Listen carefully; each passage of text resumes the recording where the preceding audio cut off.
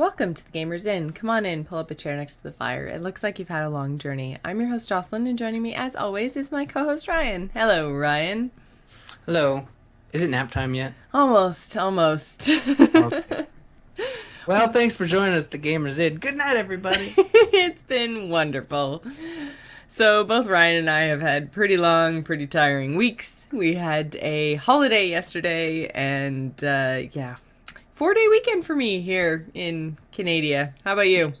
I get 4 days off, Nice.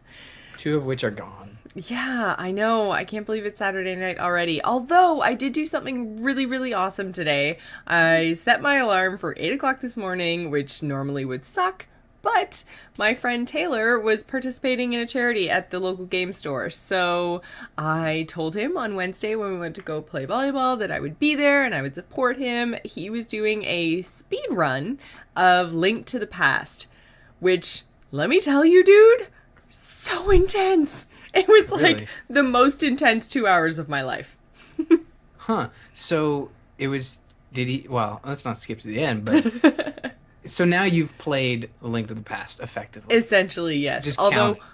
all of the dungeons started to look the same.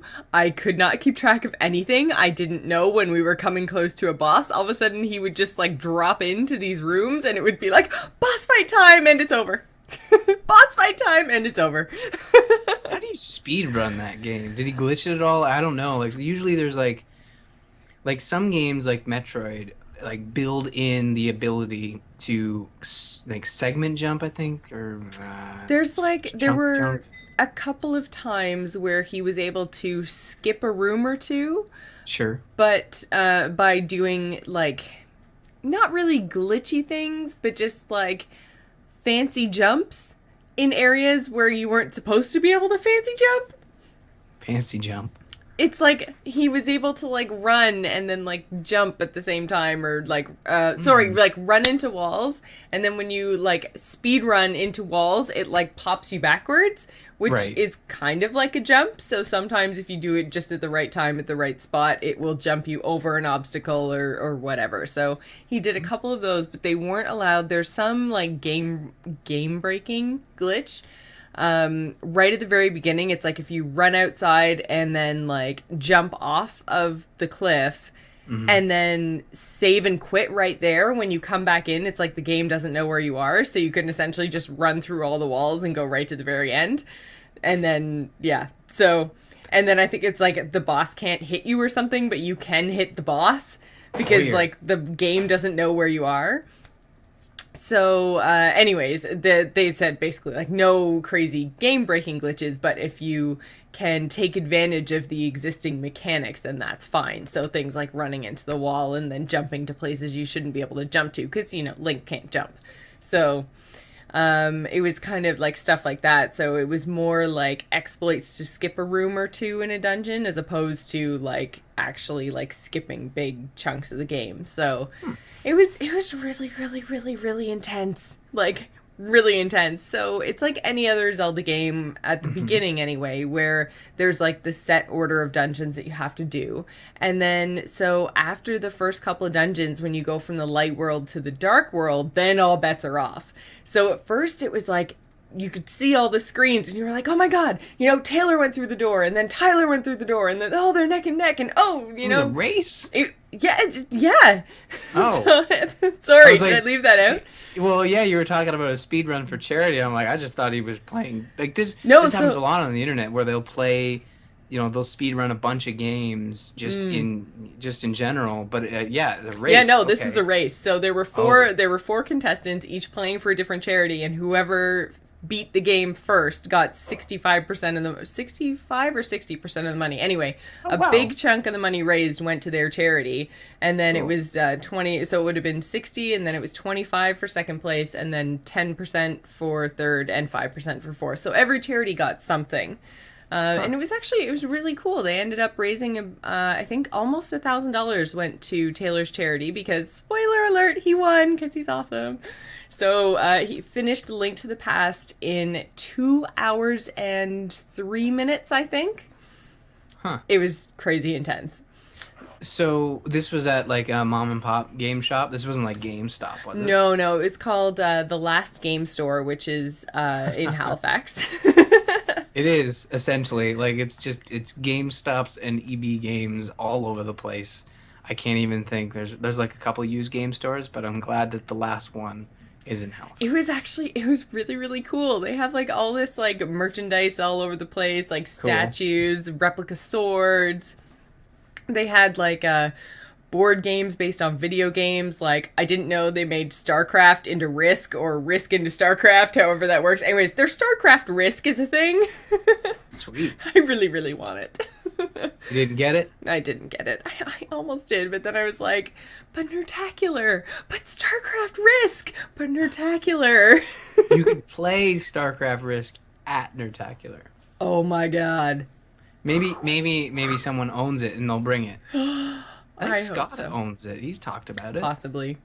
So, yeah, I mean, and they just have so much cool stuff. And they had, like, 4 or 5 Nintendo 64s in the case at the back. And I was just like, oh, I need a new controller and all of my games. Because I think I've probably told the story on the podcast before. But I let my brother was going to a retro games night. I used air quotes. I know you can't see them, but there were air quotes involved.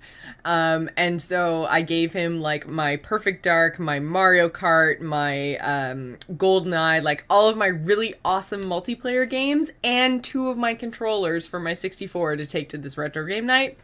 Never Yeah. saw them again. So now I don't have any controllers and I don't have all my favorite games. So it just makes me so sad.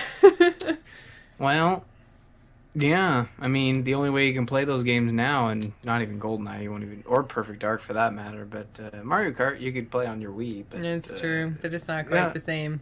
No, it's still not the same. I mean, to have that Trident controller, is Yeah. a stupid, weird thing. But were they playing on the Super NES for their speedrun? They were playing on the Wii, so that the Wii with the classic controller, so that was a little bit out there, I guess. But yeah, it was crazy. I couldn't believe like how fast, and I mean like Taylor's been talking about this for like 2 months.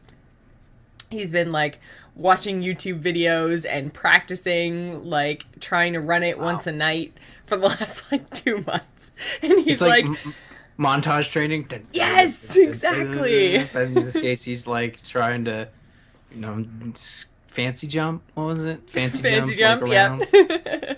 That's awesome. Yeah. Maybe. Oh, we got to do some speed runs for Extra Life. I don't know. I don't really think it sounds like a whole lot of fun. He literally think so? said, he's like, I have stripped all of the fun out of this game. And it's literally just like, what is the shortest path to get to my goal? Like, it was kind of crazy. Like, you definitely don't get the like Zelda experience out of it, because it's literally like you hug walls and you know, like hook shot, because you're invincible when you use the hook shot, so you can Right. just run and use the hook shot, and then you don't technically get hit by anything, and then you can just keep running like through obstacles. So it's not really like a cheat, it's more of like an exploit, I guess.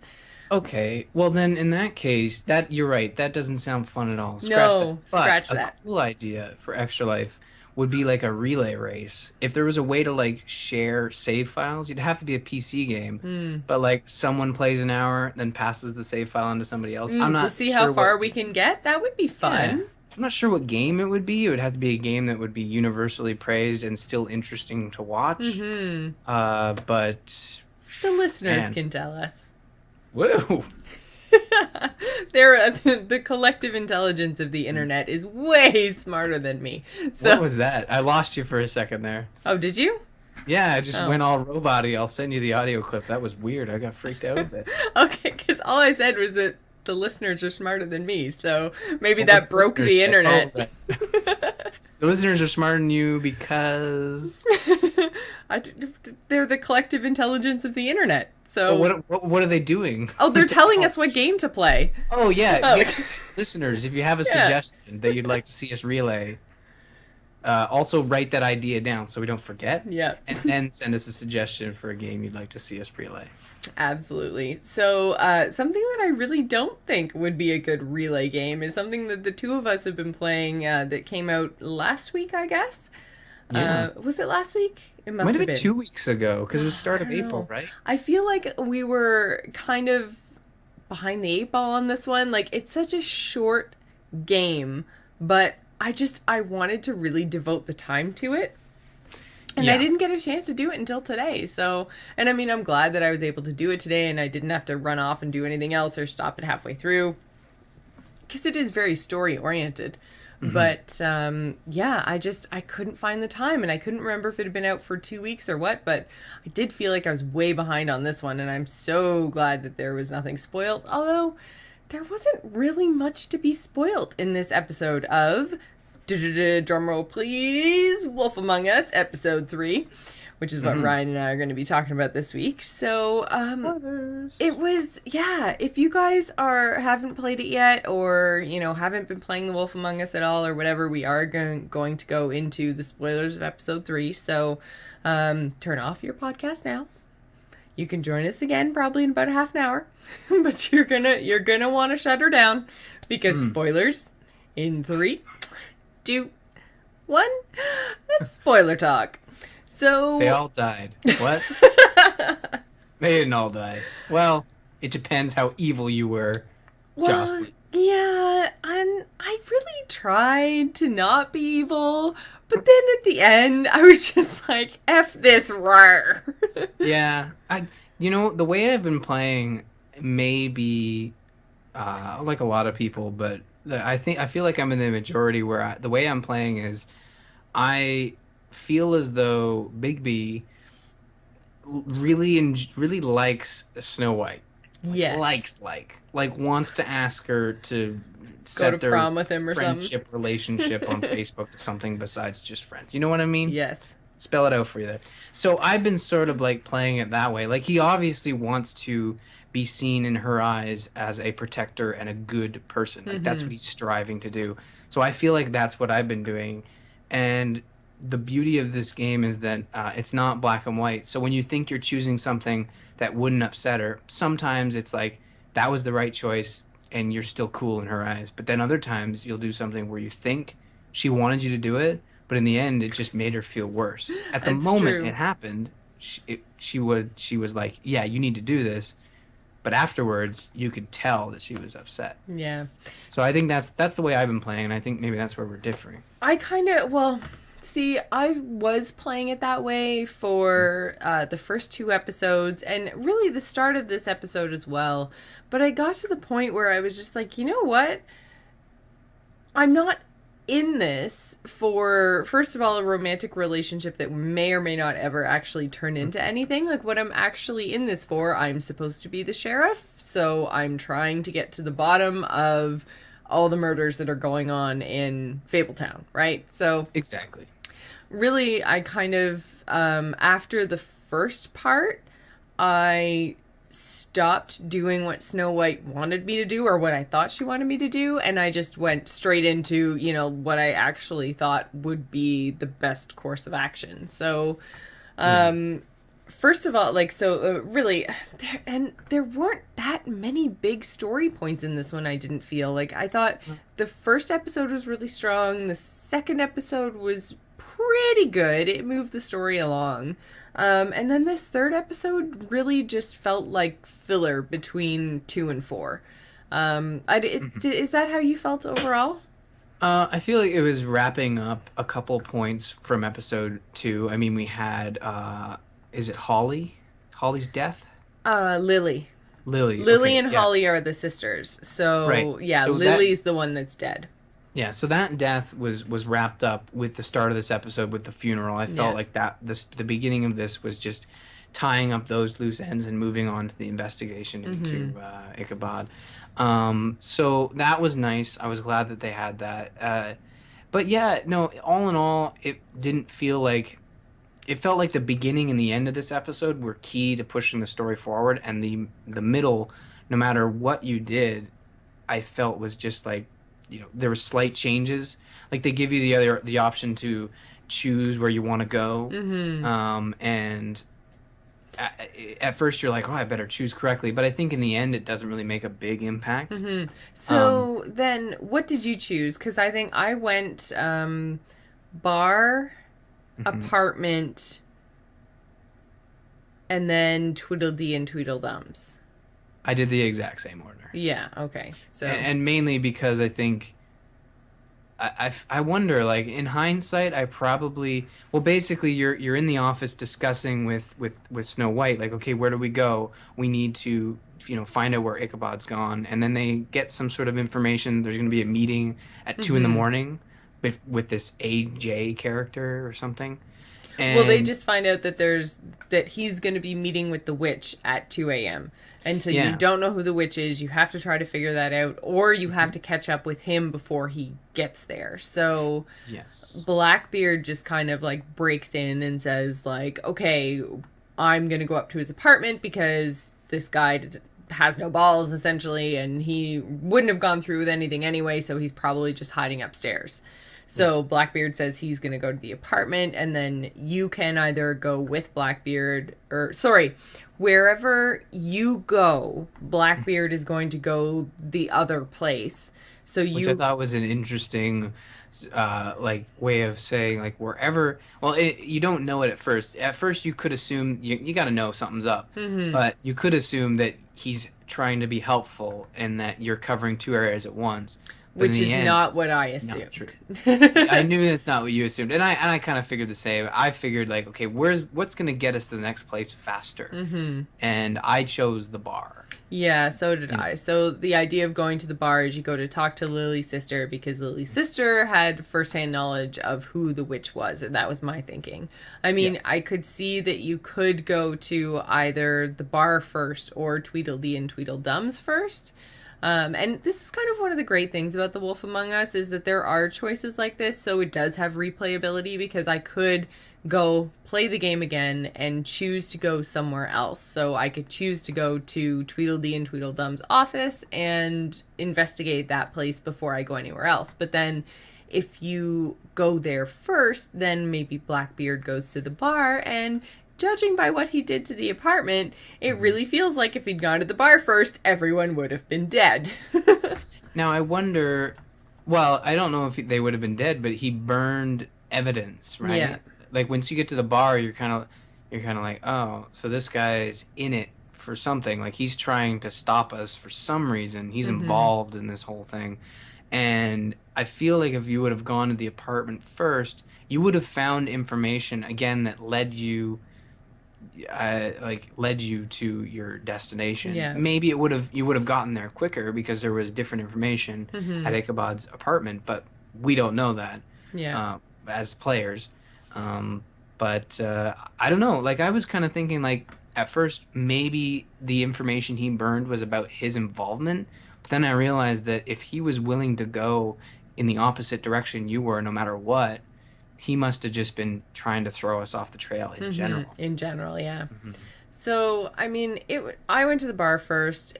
I was generally, I kind of swung in the middle from playing the nice guy Mhm. to just going like all out because I was just like, this is getting kind of ridiculous. Well, So, these people have been in your face for 3 episodes now, and yeah, they are not being helpful at all. It's yeah, like, really, guys, get the fuck out of my way. yeah, I'm the freaking sheriff, and I turn into a giant wolf. yeah. Leave me alone.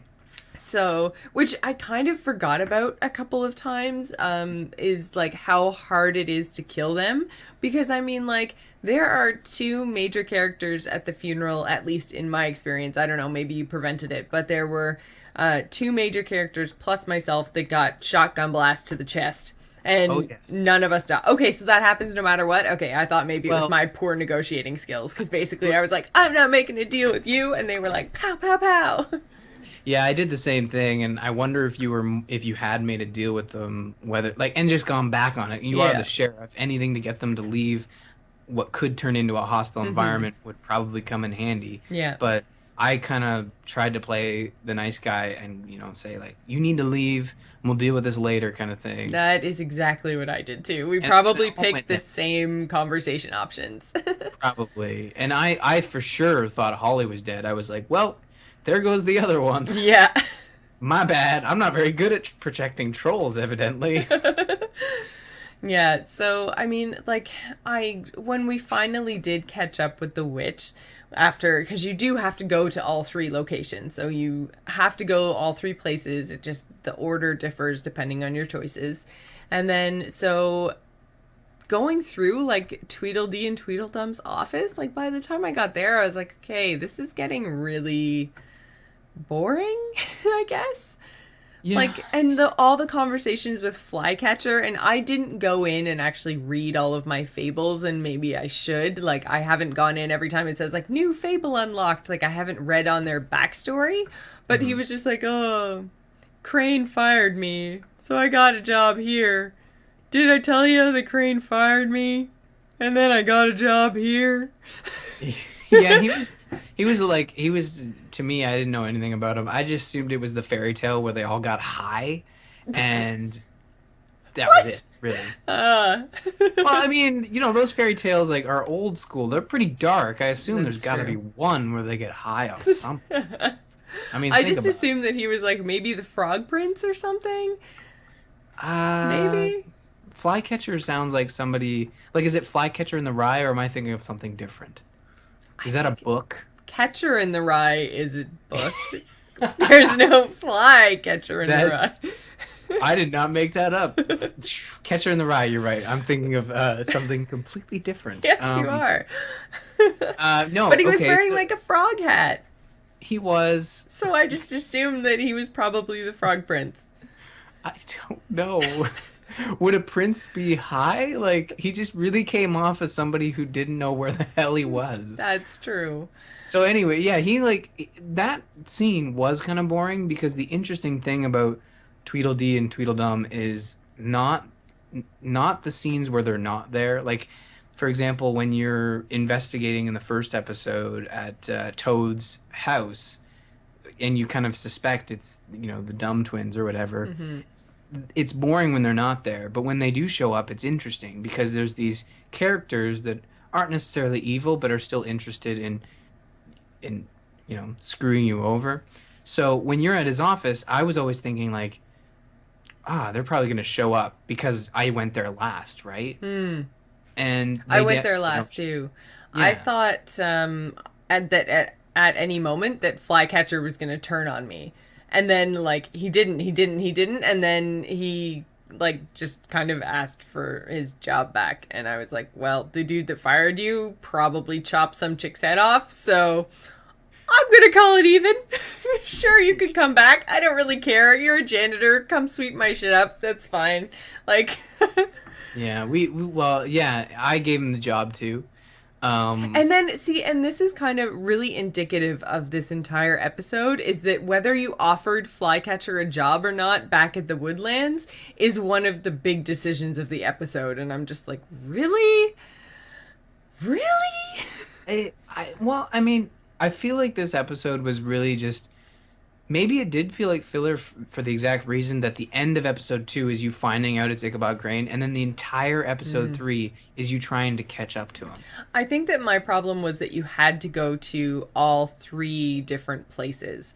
I think if you had to choose like 1 out of 3 or 2 out of 3 tops, then it Yeah. really would have felt like you were still chasing him. I think the fact that you went to all three places really made it feel slow and like, okay, when I first went to the bar, it was like 12:43 or something like that in the morning. So I had basically like an hour and 20 minutes to catch up to him.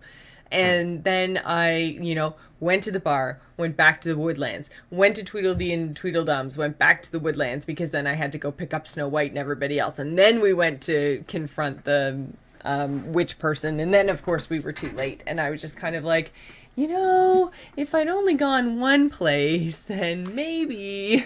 Well, I wonder if you can be on time. Like that's the one thing. Like maybe not Yeah. on time. Maybe on time. I don't know. Like can you? Like if you were on time and you catch him, like that I feel ruins like the last maybe. part of the game. Yeah, I wonder what you would have found at his apartment and if you'd gone straight from the apartment to Tweedledee and Tweedledums, or if you'd gone straight from the bar to Tweedledee and Tweedledums. Because for me, at least, I found the journal with the initials, and then I went to Tweedledee and Tweedledums and found the rest of the information, like with the address and everything else, or the actual name, whatever. So when you put the pieces together, like really 2 out of the 3 places gave me the information that I needed. So if I hadn't taken the time to go back and see if Blackbeard was like brutally murdering Ichabod Crane in his own apartment, sort of thing, like if I hadn't gone back, if I just kept pushing forward, then maybe you would have been on time.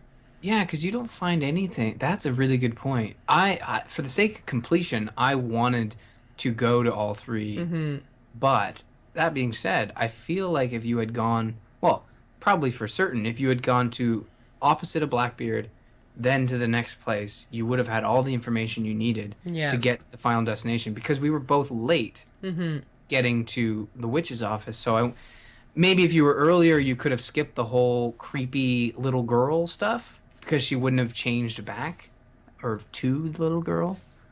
Oh, yeah, the creepy little... I was thinking in Ichabod's apartment. I was like, there's a creepy little girl in his apartment? I missed no, that. Didn't see that point. I'm talking about like at the witch's office. Yeah, when you get to the witch's house, yeah. I feel like maybe that would have been the difference. That's kind of like...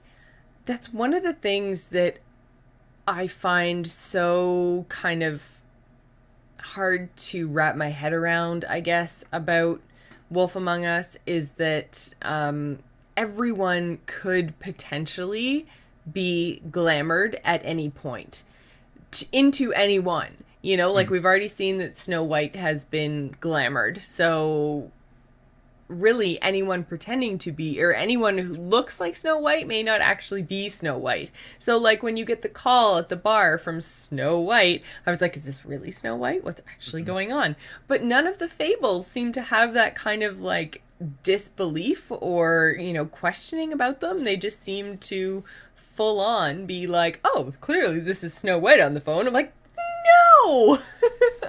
I think, yeah, it was weird. It was an interesting episode in the way it kind of all played together, and how Snow White and Bigby are kind of like partners now in this whole thing.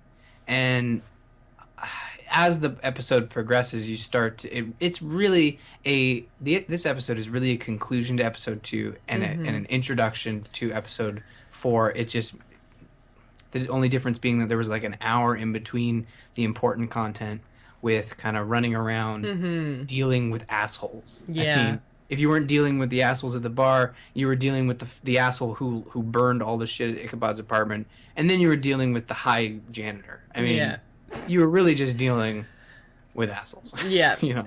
So when you actually go talk to the woman, eventually you discover that the little girl is actually the woman that you're looking for. And you have that whole big like, oh, should we or shouldn't we burn the tree? And I really think that this was probably one of the bigger decisions in the episode, because I feel like whether you did or didn't could potentially come back later on.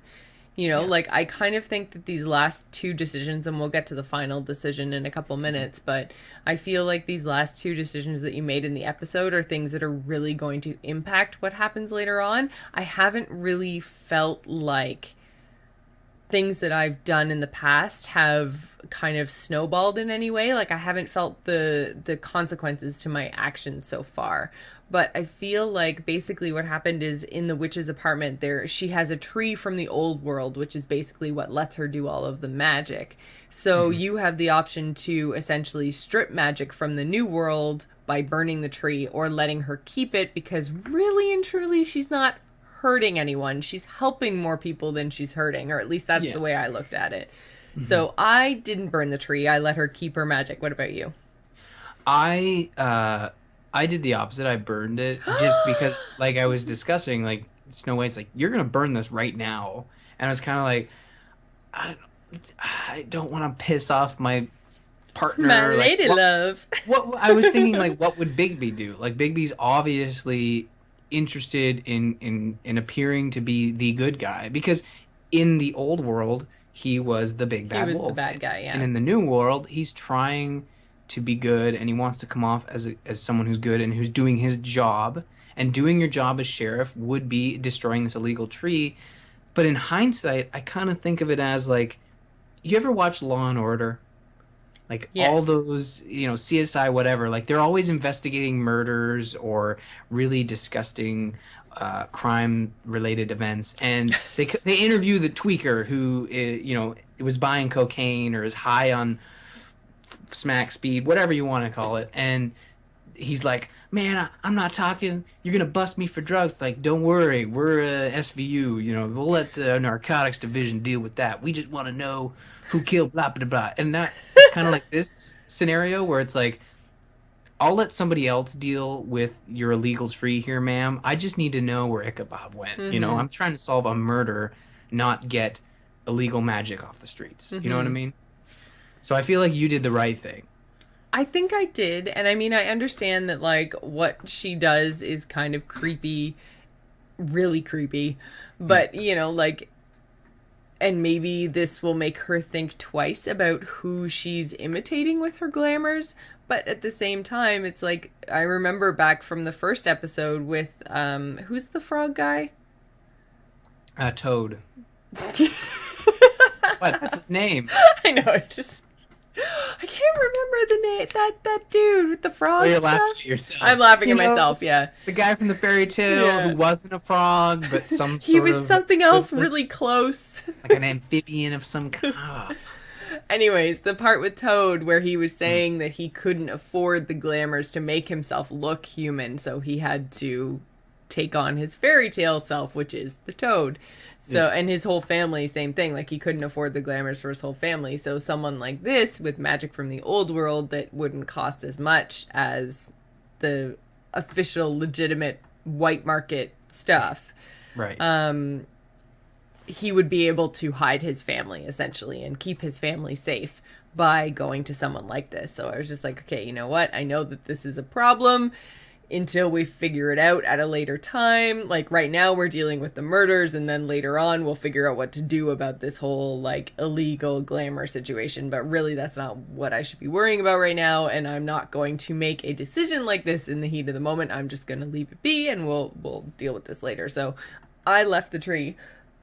But then Well, okay, before you move on, I'm just curious, like, for my own sake, and maybe for listeners who did it my way, was Snow White upset with you? Like, how did that turn out? Because it really seemed like she wanted you to burn it. she did, and I just kept saying, nope, not doing it, nope, not doing it. Like, we gotta go, we gotta catch him. So, in the end, she just kind of says, like, big sigh, you're right, and, like, so yeah, she comes around at the end, yeah. Because in mine, after you burn it, and the witch is hysterical. Like, you've killed me, you've ruined my business, Yeah. you've killed so many fables that depended on this magic, and you're walking away like the big bad wolf. Like, we need to go to the next thing, and Snow White's just got this huge, just guilt-ridden face, and she's like broken. So again, like trying to be the good guy, I feel like I ended up with the opposite result I was Right. looking for.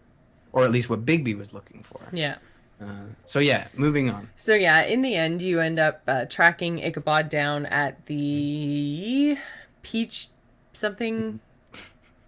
I don't know, the strip club. I can't remember what it's called. It's a strip club, but it's like, I can't even remember. It's like the peaches and... Cream. Nope. I don't think so. Moving on. Anyways. And I'm not going to Google strip club fables. Like, that would be a bad idea. Because that would probably come up with somewhere in Montreal. Oh, Let's totally face it. would. Totally would. Oh, I just messed up my camera. It doesn't know where I am anymore. Stupid autofocus. How'd we go? So, yeah, you do, you go to the strip club, you find Ichabod. He's interrogating the strippers and trying to get them to tell him something. I think basically he's doing the same thing that you're doing and trying to find the killer in order to kind of exonerate himself. So you catch up with him. He's basically a sniveling idiot excuse for a human, or I guess fable. Like, he's just this weak, pathetic little guy, whatever. Obviously not the guy that you're looking for in terms of, like, he may or may not have killed Lily, but he absolutely didn't kill all the rest of the girls. So Or, well, the rest of the girls. I guess we only know of two right now, but I'm Well, they got assuming him that there's for more. yeah, like he didn't kill anybody, but the he was definitely like glamoring prostitutes to look To like look Snow like Snow White, White, yeah, and and stealing also money yeah. from the town essentially. So Mm, he's not a good guy, but he's not the killer. exactly. So then you get into this big altercation with Tweedledee, Tweedledum, and a new character who seems to be pretty kick-ass. I quite enjoyed her. We finally met Bloody Mary, who is an enforcer for the Crooked Man. Is that what they called him? Yeah, I think so. Crooked Man. Yeah, so basically like the big power in Fabletown. So the three of them go at Bigby, and it's basically this like big knockout throwdown. You get shotgun to the chest like 18 different times. Oh yeah. And you kick the crap out of the two brothers, and then you get to make a choice. And I'm really interested to know what your choice was, because my choice was literally like, I've had enough of this shit. I don't want to deal with them anymore. This might make one of them come after me, but I don't even care because one is better than two and they just keep causing me problems. So I killed Tweedledum. Interesting. Well, you probably know that I didn't. I mean, I showed restraint, which I think in the end might have pissed off Dude, it Bloody was. Mary. Oh, really? It was gruesome. I literally took my hand and ripped his throat out. Like, grabbed the front of his throat and ripped it out. Interesting. So that just proves it. Fables require a throat to survive. Yes, they do. I Always did it for science. good. So this is interesting. So you killed him. You straight I up he's did. dead. He's dead. Like Yeah. at the end, you chose to kill Yes, Tweedledum. I did. So that's Me that. and 47% of players. So it's pretty much down the middle of, all the other choices I found were, 90 to 95% the same way that I did. Like there weren't a lot of really big choices in this one. But then at the end, it was like split right down the middle, 50%, or I guess 53 to 47 of Yeah, who I think killed and who let him live. Telltale in the past in interviews has said that when they design a choice in their games, they design it so in the end you look at the stats and it's 50-50. They Mm-hmm. consider that when they look at the stats, they consider that a well-designed choice. Mm-hmm. So in this sense, they just set it up so well that you either were a character that was, like you said, sick and tired of these two coming after you, and in with that thought process, it totally makes sense that when you take one out, the other one's either going to be depressed and just leave you And just alone leave me because alone. they are Yeah, twins. they are. Yeah. Yeah, and two, like you take one out and the other one's just like, well, my brother just died, and I'm not going to be next because they're sniveling Mm-hmm. little scaredy pants. Like the entire first three episodes, every time you got the upper hand, they'd cower and run away. And run away, yeah. So I don't really, I mean, I roughed up D pretty bad too, but definitely full out killed Dumb. So I got to the point where I was like, you know what? They keep like threatening our people, killing our people, like sending us messages. I mean, like Bloody Mary comes after me with silver bullets. So it's on. Right. So I wonder if Dumb is in the comics. I guess not, right? If they kill him off, if you can kill him off. I don't know, because what they've said is that not that this is an alternate universe, but it is a kind of prequel, and they've said all bets are off. Like they're using the characters, but they're Oh, not necessarily going to end up in the same place as you do in Fable the comics. So they're using like the universe, the rules, the characters, all the rest of it, but they're making a new story. Almost, I'm now in, I think I just finished volume 6 of The Walking Dead, and I feel like it's the same kind of premise where the very, very rough, big, overarching story is similar, but they've, like taken the characters in the universe and made their own story inside it for the TV show, because like I Hmm. can't even keep track because I'm so used to the TV show and I know that so well that I Hmm. find it really hard to read the comics and keep track of even who's who, because like the cast is all different, the relationships are all different, like the events are completely different. They're the same in that there is a location, which is a prison. But outside of that, everything that happens in and around that location, totally different. And I feel like that's the same approach that Telltale is taking to Wolf Among Us, is like Hmm. they're taking the characters, but they're building their own story. Yeah, that makes sense. I mean, I have not read the I Fables haven't read them books, either. and I'd be interested to check them out. I mean, I assume at some point Comixology will have some sort of sale. Probably, But yeah. I found I had to wait like 2 years for Comixology to have a Walking Dead sale, so I bought yeah. like 6 volumes all at once. But Yeah, well, I mean, it might be worth checking out. I enjoy the story and the characters in the game. So mhm, just like The Walking Dead, I assume that when I go to read like its original medium, it'll be interesting. exactly, yeah. So So I don't know. I kind of thought you might have been on the same side as me, but then again, I don't usually make such extreme decisions in video mm, games. Like it's very rare for me to full on like close a door in a way that like nope, I am killing off a character. Like I am making this conscious choice to make this irreversible decision. Often I like to play the good guy and leave my options open and all the rest of it, but this time I was just like, okay, that's it.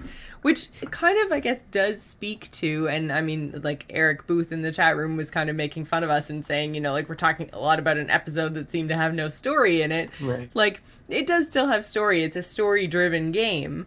Hmm. But in comparison to like the first episode of Wolf Among Us, like there's first episode was much more jam packed than these Hmm. last couple of episodes have It was been. also longer too. And it We should was probably longer, yeah. mention. This was short. This only took me about an hour and 15 minutes to play through.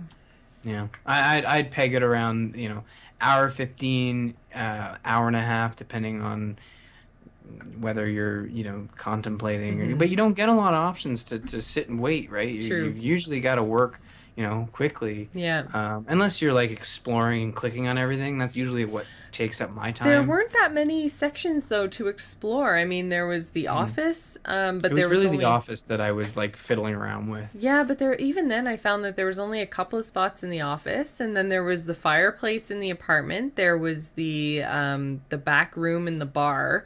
There was a lot of conversation in the bar, but Yeah. and then Tweedledees and Tweedledums, there was like 5 or 6 things to click on in each of the 2 rooms, and then like really there wasn't all that much to do. I do think it has replayability because like there were at the beginning and the end kind of really big story bits that would be interesting to see what would happen if I made different choices, because I am really interested in episode 4, and because I killed Tweedledum, like what impact is that going to have? And I really hope that my episode 4 and your episode 4 are totally different because of that choice at the end of episode 3. Like, maybe Bloody Mary now takes me really seriously. Maybe they come at me harder than you because they think you're a pushover because you didn't kill him. Maybe because you left Tweedledum alive, maybe Tweedledee and Tweedledum come for you right at the beginning of the episode. Whereas, like, for me, I'm maybe dealing with the emotional fallout with Snow White or something. Like Mhm. I'm really interested to see what they do with episode 4. I think they have the opportunity here to really do something cool. Yeah, yeah. I think episode 4 will be. Well, I'm looking forward to it, and based on, Telltale's work patterns, we'll get a new episode of Walking Dead start of May, and then the episode 4 for this it's start of June.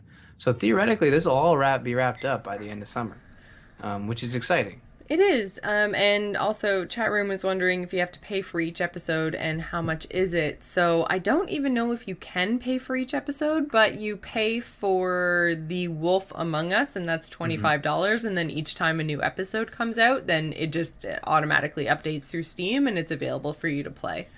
It depends on your platform. If you're looking at PC, which is what I would recommend, wait until a spring sale. You'll probably get it at like 50% off That's true. this time around. But if you're playing on console, I think there's a season pass, but it's $5 to start, and then there's probably like $20 for the season pass. iOS is even, I think it's might be cheaper where it's like $5 to start and then 15 for the season pass. Oh, so there is an iOS option then. Yeah, so you can play on iOS. I've played some of the Telltale games on iOS, and they have a pretty good setup. Although I would recommend iPad over iPhone. Right. I That think bigger we've had screen, that. I and think we've had that conversation. Is the bigger screen yeah, is better. I think I played Walking Dead Walking episode Dead, yeah. one. Yeah, Yeah. cool. So, overall, I enjoyed it. I'm looking forward to episode 4. I'm looking forward to seeing what they do with it overall. But it is really interesting. I'm enjoying it way more than I enjoyed Walking Dead. I find they're doing a lot better job of like the combat and the twitchiness, and there's not as much of it. And the stuff that they do end up incorporating is a whole lot easier to play than I found The Walking Dead. I really didn't enjoy that one, but Wolf Among Us is really, really cool, and you guys should all go check it out. So, like Ryan said, if you want to wait for the spring sale, then you're probably going to catch yourself quite a deal. Although it's totally worth it at the $25 price point, I think. Oh yeah, yeah. It's certainly worth the full price of admission, but you might be able to get a deal on Green Man Gaming if you don't True. want to wait True. for a summer sale. It's looking like now. So, have you been playing anything else this week? I was super addicted to Trials Frontiers on the What is iPad. that?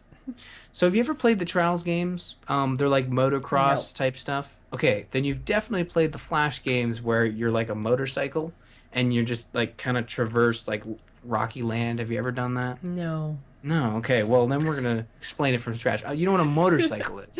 Yes. Perfect. Let's start there.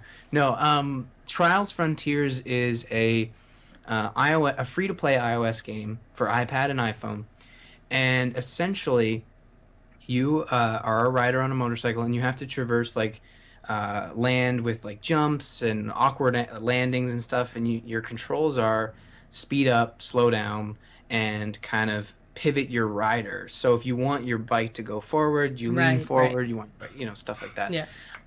So that's basically the main mechanics. But the cool thing about this free to play model is that obviously they use the fuel method. So you have like 30 fuel and it costs 5 fuel each time to do a mission. Right. And it's all story based. And you're kind of progressing through the story, trying to collect parts for your bikes and upgrade your bike and stuff. And it's probably the first time I've actually wanted to purchase like stuff for the free to play Hmm. game. Like they have and I think more games of this type should do this. They have an introductory sale for like a starter pack, and it's like 9.99 down to 2.99 for the first 48 hours that you play the game, and it gives you like Then they give you the crack, and then they take it away, and then they charge you $10 for it. that's what I'm worried about. Like I've never paid for a free to play game because usually the stuff they give you is just stuff you're going to use. You're going to get used to using that stuff, and then you're going to want to pay triple, if not 5 times the amount you did at the start. So the way the freemium stuff works is that it costs money. It costs gold coins that you collect while going through checkpoints to upgrade your bike, and then they have the gem system that allows you to speed up timers. So timers sort of show up when you're upgrading your parts. So the higher the upgrade, the longer it takes to install. So it starts out it's a couple seconds, and then down the road it's like 30 minutes to 2 hours. Yeah. So that's sort of how that works. But no, I've just been really enjoying. I was super addicted to it and just traversing and completing the missions. Like they keep popping up with new missions. Like it'll be get through this level and get silver, or get through this level and do a couple backflips, front flips, and stuff. Yeah. But the neat thing is that this is the iOS game, and then they have versions on the next gen and current gen systems, I think, and that's called Trials Fusion, which is technically like our future, but this universe past. So I guess it's like the future in our sense, where there's like weird buildings and lasers and shit, but then Trials Frontiers is set after an apocalypse. So you Okay. still have like all this futuristic materials for like motocross bikes, but it's like the Wild West. It's Ah. really interesting. But no, I highly recommend if you're a fan of like physics, Twitch-based gameplay to check out Trials Frontiers because it's totally a worthy implementation of free to play, and it's not too annoying. Especially, the Because way that's what I want in my games. It's not too annoying. in It's the sense just the that right of annoying. with a free to play game, there's usually like an energy bar, right? And that runs out too soon usually. You gets down there and it's like, I just really want to play one more, but I physically can't without setting this down and waiting or paying for it. But you actually level up your character, and every time you level up, it refills your gas tank, I guess. So I Okay. found for the first 2 or 3 hours playing this, again, I was super addicted, just sitting on the couch, and all you could hear in the living room was motorcycle sounds coming coming out of the iPad. I'm sure Ashley was just Oh, the too iPad. fan. I thought you were just sitting there going. Well, that too, right? Every time I crash, like, oh no! Ah! But yeah, for the first 3 hours, like I didn't hit any roadblocks. I just kept going because That's the pretty fuel just good. kept coming in. So yeah, no, it's a lot of fun, and I've never really been into these trials games because I always felt like they were too difficult. So maybe I've downloaded the demo for the console version, so maybe the console version is a little more difficult, Mm, but the iOS game is right at the right level for me. Like it's not too hard, but it's also not too easy. right. But I highly recommend. I feel like I've been doing a lot of free to play stuff, but Mm. I highly recommend Uh, everybody check out Trials Frontiers. I highly recommend everyone check out Monument Valley, which is Ooh. not a free to play title. It is, I think it was $2.99 on the App Store, but it is very, very similar to, and this is another one I got from Ben on A Move Radio. So honestly, the guy is a genius. If you're looking for iOS games, ask him because he doesn't pick up any crap like this Like game. threes that I forgot to mention. I'm super addicted to Oh that. my god, yeah, threes is crazy. But yeah, so Monument Valley is actually reminds me a whole lot of Fez. It's you know that painting with all the staircases, and they kind of like at a glance it looks like all the staircases are going the right way, but if you really go and look at them and follow them, it's like all of a sudden the staircases is like up and then upside down and then like attaching places that physics wouldn't actually let it attach to, like the impossible loop and stuff like that. Does that ring a bell? Yeah, no, Okay. like this game's been sort of popping up a lot lately, and I have no idea what it is. Like, It's so it's super addicting. It's super cool. it's not necessarily addicting, but it is really cool. It's puzzle solving. It's like you are this like little princess chick and you have to kind of navigate your way through the monument to get to the end goal, and then you place like a crystal thing at the end, and you each puzzle you solve, you get another kind of piece of the puzzle that is the overarching story.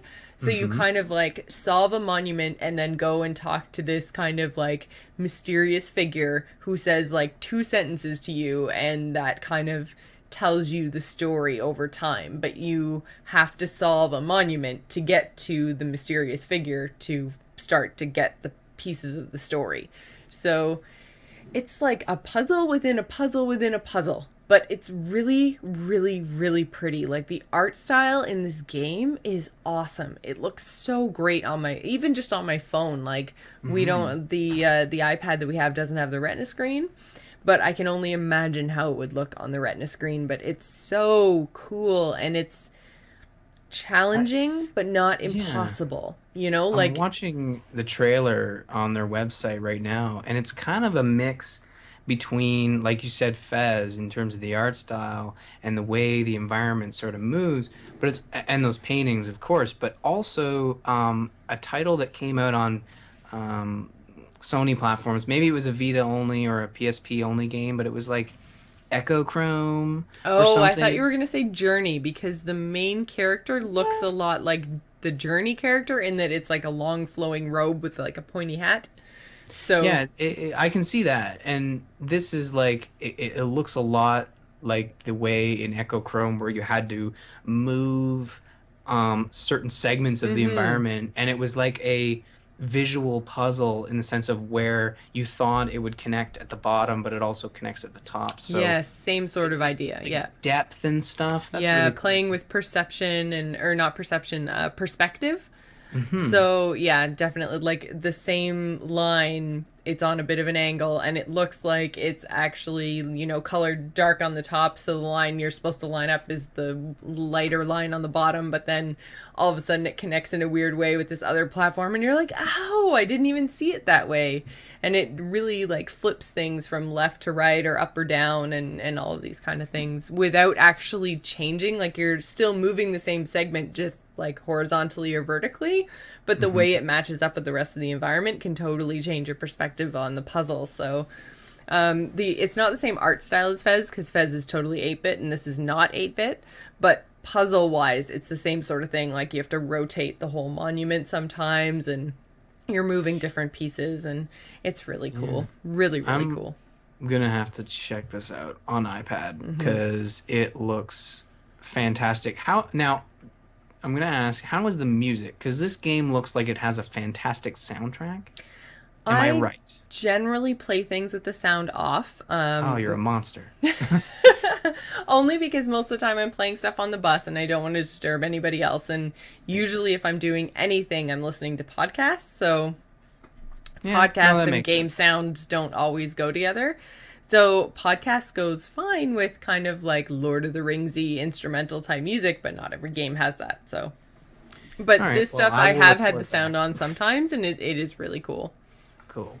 Oh, that's good. I'm gonna check this out. Yeah. It looks a So lot of fun. Yeah. yeah, like I said, it's I think 2.99 in the App Store, but it's absolutely worth it and I'm really starting to be kind of a champion of this whole not free to play cause and the, go spend your $5, get an Hmm. app that isn't going to throw an ad in your face or bug you for, 99 cents to get 10 in-app currency. Like, Yeah, I'm of the mind that games that like Threes and like this Monument Valley, where charging you $5 for a complete experience, I'm totally cool with DLC, like in-app purchases for extra content, because mm-hmm. I don't feel developers should be required to give you like large updates. I mean, Oh, that's the yeah, free-to-play stuff, absolutely. that's Yeah. fine. Yeah. But I'm also a big fan of free to play done well. There's no perfect free to play game yet, though, and there's so many of these amazing titles that you can just pay $4 or $5 Mm-hmm. for a complete experience. Yeah. And like I said, Yeah, I'm 99% sure that this one's $3. So, yeah, it's 3.99 in the App Store, but oh, it I is must have got it universal. on sale. You probably did. Yeah. So us suckers who weren't in the know are gonna have to pay an extra dollar But to it's these. still worth even that extra dollar. So, Yeah. I think that pretty much does it for us for the week. So, before Mhm. we move into listener feedback, I just wanted to mention that Ryan and I really appreciate your continued support of our show, along with the support of our sponsor, Doghouse Systems. You can use the code TheGamersIn to double your RAM when you purchase a new gaming rig. So, head on over to doghousesystems.com and get your order on. And I seem to forget them each and every week. And I apologize so much. But we also have t-shirts on Slashloot. So if you Mhm. guys head on over to slashloot.com, which is SLASH, not slash. If you just write slash and then loot, it won't work. But if you spell out slash and then loot.com, you can check out all kinds of cool t-shirts. Stuff from the Frog Pants crew, stuff from Gamers Inn, Angry Chicken, Morning Stream, Zombies Ate My Podcast, Mhm. Azeroth Roundtable, which is a podcast you guys should go check out as soon as possible. It's all about WoW. They have me on every once in a while whenever, I can kind of scam my way in. And yeah, they have me on every once in a while. They're really great guys over there. Ben Good. and John are awesome, and it's kind of my outlet for WoW. So the whole like me not talking about WoW every week, you can thank Azeroth Roundtable for that. So yeah, you should go check out Slash Loot, see what they got there, grab yourself some swag. And that pretty much brings us into listener feedback. And we got a comment on episode 116 that we wanted to share with you guys. And this comes from Beer Patzer? Sure. Beer Do Patzer. you want to go ahead and read it? Beer says, which is his first name, or Mr. Patzer as his father is known. It's just in question of talking about This was Elder Scrolls ESO, Online. yeah. It's just an average MMO for an average MMO. I mean, Ow. technically, there's nothing wrong with it, but it's very disappointing compared with Skyrim, and most definitely, it's not the long anticipated WoW killer. There's a couple of things wrong, not wrong, but just slightly askew about this comment, and I'm sure Mr. Beer is a nice guy, but I have a couple questions for him. Like one, did he play Elder Scrolls Online and not in the beta? You know, did you play even in like the stress test like a week before it came out? Mm-hmm. I'll even consider that. But the second one is, who says the long anticipated WoW killer? Does there need to be a WoW killer? There Like, does not. This is is that still a probably thing? one of my biggest pet peeves is people talking about is it a WoW killer? Is it the long anticipated WoW killer? It's like, why? If WoW is doing well, let WoW do well. Let the people who enjoy playing World of Warcraft play World of Warcraft. And then let everybody else make video games for everybody else. I play both. I very much enjoy Elder Scrolls. I very much enjoy WoW. I am not super awesome at either one of them, although being called average kind of hurts me right in the feels, but whatever. In the end, Someone consider WoW to be the average MMOer's MMO. In exactly. the sense that WoW is the MMO for everybody, which Hmm. it would by definition be for the average MMOer. I It's not a find, derogatory term, yeah, I think. I find that ESO is much more complicated than WoW. Yeah. There's like the crafting system is really, really deep. The kind of combat system and weapons and armor and skills and all the rest of it is complicated to try to end up with the character that you want to end up with because the classes are not as cut and dry as something like WoW. Mhm. But again, like, I don't understand why we need a WoW killer. I think that we can all just enjoy, like, for instance, I don't like Wildstar.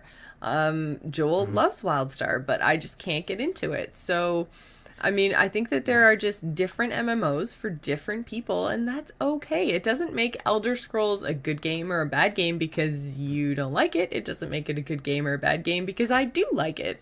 It's just that it's different, and we should be encouraging difference, especially within the MMO space, because a lot of the times they're very derivative of each other. So I think we should be celebrating the differences between these games, and we should be celebrating the fact that they're trying new things, and maybe they'll end up, not working out. Maybe every single game is just going to be exactly the same as WoW because WoW has had 10 years to figure it out. So in the end, they probably have the data and a really good idea of what the community wants. I don't know why we have to kill WoW or why we need to judge every other game in the space against WoW. I I can think WoW dying does nothing for the industry. Like if WoW were to be killed, does the game that take its place, change the industry in any way? Like I think if WoW is to be killed, it's going to be whether it's WoW 2 or the spiritual successor to WoW. Like I think that's the Mhm. only way you kill WoW. It doesn't improve the ecosystem of MMOs. It's Mhm. just I don't think yeah, it's such a weird conversation. This goes back to like the console wars where like, oh, Sony has Killzone, which is the Halo killer. Like that didn't do jack shit for Killzone, and Yeah. Halo is still around and probably one of the you know what was the Halo killer? It was Call of Duty, and it didn't kill Halo, it just made another multi-billion dollar franchise. Well, that's the So, thing. So they're both first-person shooters, but it doesn't mhm, mean you're killing one or the other. You now have two very rabid fan bases for Call of mhm, Duty and Halo. And I feel like it's the same in the MMO space. I think that WildStar is probably going to do quite well. I think that ESO, or not ESO, sorry, SWOTOR made some really big missteps and could have been very competitive in the space, but EA just screwed it all up, which is not surprising. But I really feel that what we've got coming out of WoW with Warlords of Draenor, ESO, and Wildstar this year, I think we have three really solid MMOs that are probably going to stick around in the space for a long time, mhm, especially given that Wildstar gives you a a way to earn your game time. So you, yes, have to pay your $15 a month, or you can play, earn gold in game, and spend that gold on game time in the auction house. So I really feel like, where you can essentially lower your monthly cost of WildStar, you can get a different experience because of the huge PvP component in Elder Scrolls. And then with all the changes they're making to WoW, I think you have three really solid entries into the space. And I think that is awesome. And I think that anyone who went into ESO expecting Skyrim is going to be sorely disappointed, because it's the difference between a single player game that is installed on your PC versus a server-based game that is meant for massively online play.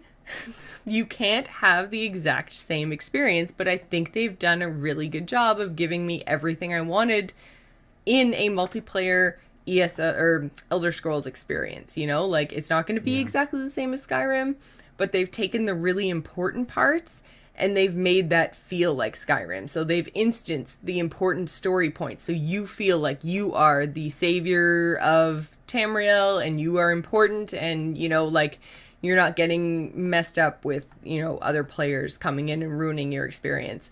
But at the same time, you can go out and do group things.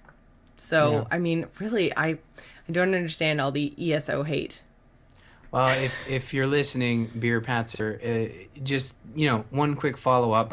We would just really like to know if you have been playing it. And if he has, then that is one person's, educated opinion, and that they're fine. They're allowed to have it. But if he hasn't played it, I feel like then he can join all the other people who are just hating for the sake of hate. Like, it's the internet is such a negative place these days, and it seems like it's getting worse. I feel like it's gotten worse in the last 6 or 8 months, and I don't know why.